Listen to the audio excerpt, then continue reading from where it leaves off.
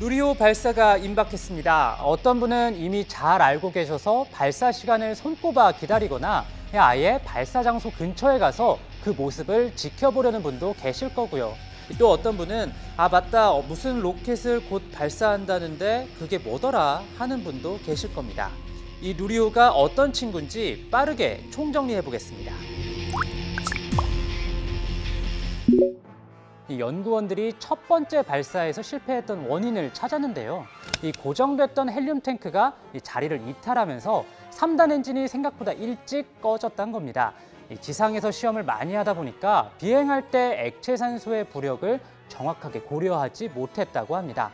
그래서 이번엔 이 부분을 중점적으로 보완했다고 합니다. 발사가 시작되면 누리호는 967초 동안 비행해 위성을 궤도에 올린 뒤 임무를 마무리하게 됩니다. 앞서 말씀드린 보완점 외에 1차 비행과 달라지는 건 바로 위성을 싣고 간다는 겁니다.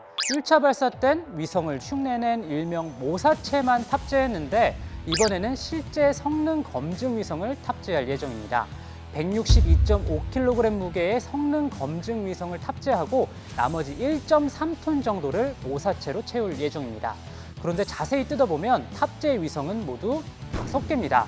성능 검증 위성 내에 3에서 10kg 정도 되는 조그만 큐브 위성 4개가 추가로 들어있기 때문입니다. 성공적으로 발사가 이루어지면 우리나라는 세계에서 7번째로 1톤 이상 위성을 자력으로 쏘아 올릴 수 있는 국가가 됩니다. 우리에 앞서서는 구소련과 미국, 프랑스 등 유럽, 중국, 일본, 인도가 성공했죠. 참고로 이스라엘과 이란, 북한은 300kg보다 가벼운 위성들을 자력으로 쏘아 올릴 수 있습니다. 전 세계적으로도 성공한 국가가 별로 없는 만큼 후발주자인 우리나라에게는 어려운 일이었습니다. 다른 로켓 연구 이런 거 말고 이번에 발사하는 누리호만 개발하는데 12년 걸렸습니다. 누리호에는 75톤과 7톤 추력을 가진 두 종류의 엔진이 사용됩니다. 우리 기술로 개발한 건데 이 두 엔진 모두 각각 18,290초, 2070.7초 동안 연소 시험을 견뎌냈습니다. 한국항공우주연구원을 비롯해 300개가 넘는 기업들이 달려들어 이뤄낸 성과지요. 사업 예산은 1조 9,572억 원입니다. 이렇게 어렵게 만들어진 누리호 어떤 모습일까요?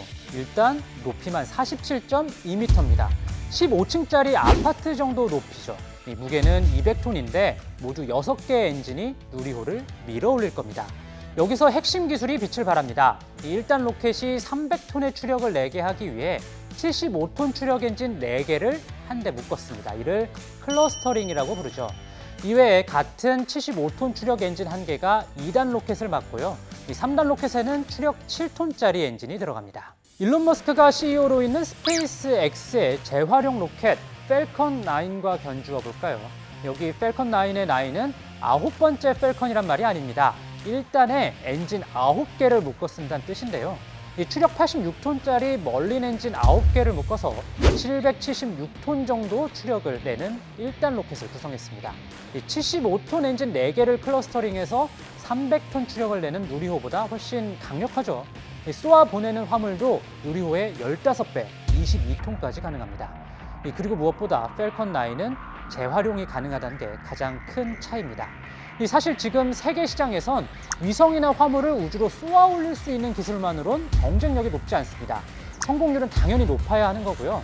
현재 경쟁력은 얼마나 싸게 보낼 수 있느냐로 결정됩니다. 머스크의 펠컨 9은 로켓 재사용이 가능해지면서 지구 저궤도에 화물 1kg을 보내는데 300만 원 정도 받는다고 합니다. 누리호의 경우 1kg당 7천만 원 정도로 추산하고 있으니까 격차가 상당한 게 사실입니다. 하지만 이렇게 뒤처져 있다고 포기해야 할까요?